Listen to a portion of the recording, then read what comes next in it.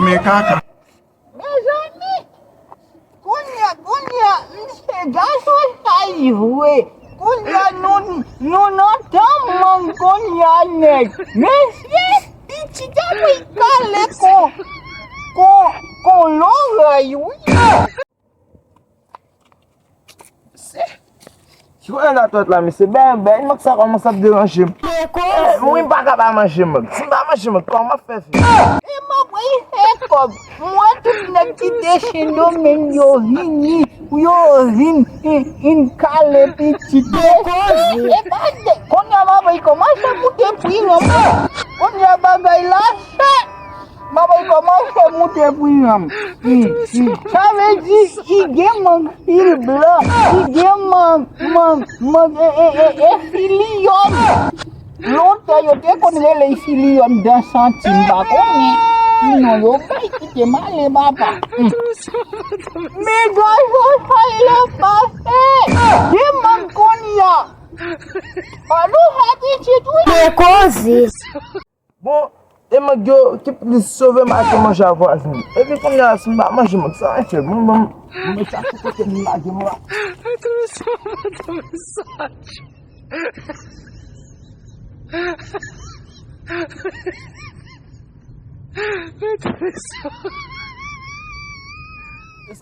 Habla bon, non?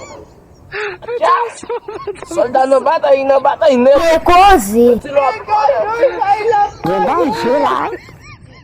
Mais gars ça il a passé.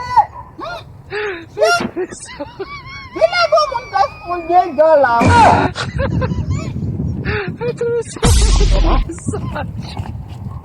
Mais où m'a levé. Où m'a levé, Quase, Shaila. Que cose? Quase. Cadê cose? tá com Ah, quase, mulher. Quase, não tumba. Você tá aí, rapaz. Me kaka. Se pode. Tá bom, deixa eu ver como é que eu vou fazer. Vamos lá, só ficar com a voz, eu vou vamos assim. Já tá uma promessa, mas foi bem, mas como eu disse, se deixa eu foi bem. Como bagulho? Mas é como gosto. Uma coisa Ah, bebe, mãe, s'il vous plaît. é bem honnête. La promessa, mãe. Allez, faut bebe, mãe. É me dépassar manat. Donne-moi.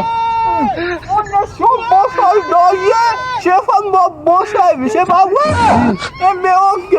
Ça veut dire, on peut faire quelqu'un dans ma vie. Que cose? Bon soldat.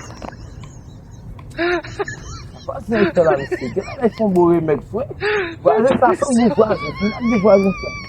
Morri.